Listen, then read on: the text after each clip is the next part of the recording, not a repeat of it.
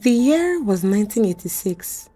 Night had fallen over Benin City, in what was then called Benin State, Nigeria. The streets became quiet once darkness arrived. Traders closed their shops early. Drivers avoided traveling at night because when the sun went down, fear took over the city. People whispered just one name, Anini. Some people called him a criminal. Others said he was like a ghost who could appear and disappear anytime. But the newspapers gave him a frightening nickname. They called him the Law. Because for months, it seemed like no police officer, soldier, or government authority could stop him. This is the story of Lawrence Anini, the man who once terrorized an entire region of Nigeria. Before he became famous for crime, Lawrence Anini was just a young man trying to survive. He was born around 1960 in Benin City. Life was not easy. Jobs were hard to find. Many young men struggled to make money. So Anini became a taxi driver. Every day, he drove passengers around the city. But this job gave him something very important. He learned every road in Benin City. He knew the shortcuts, the quiet streets, the hidden routes. At that time, nobody knew this knowledge would later help him escape from the police again and again. At first, Anini only helped criminals. Some robbers hired him as a getaway driver.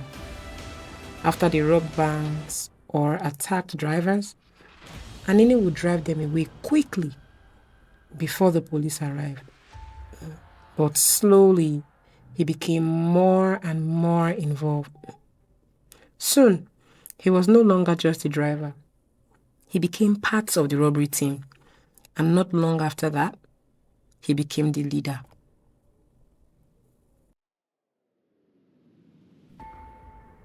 By the mid-1980s, Lawrence Anini had formed a dangerous armed robbery gang.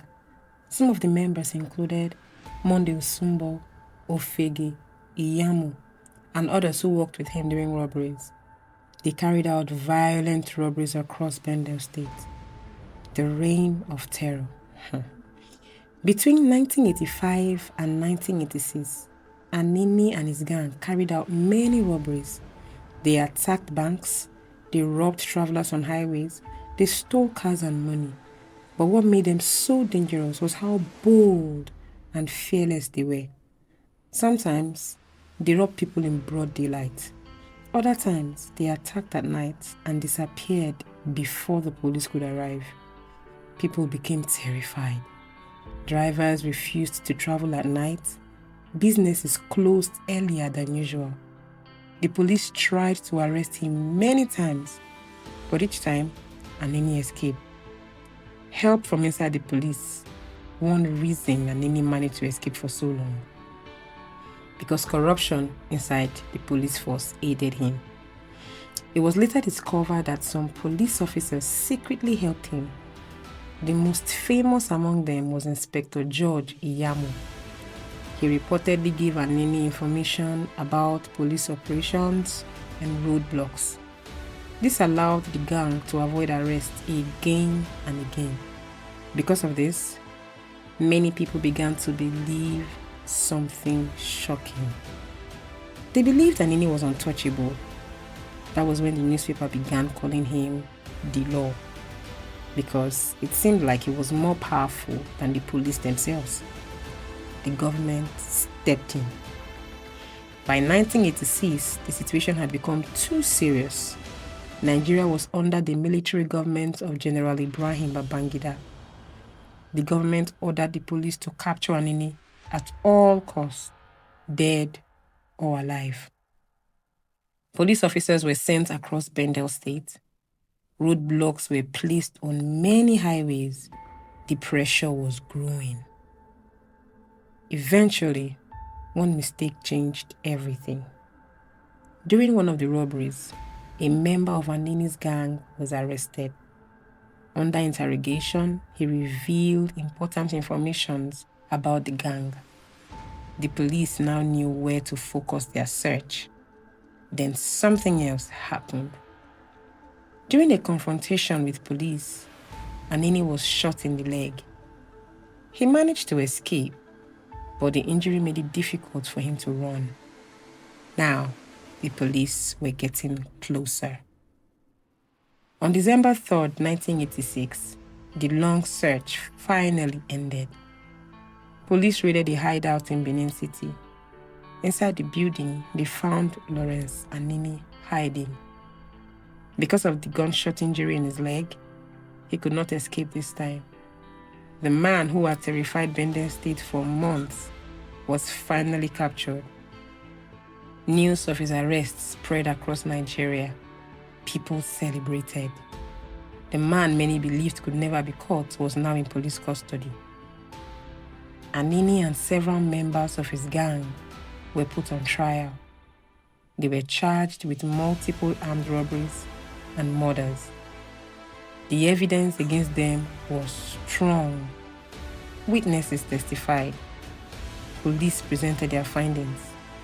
The court eventually found him guilty.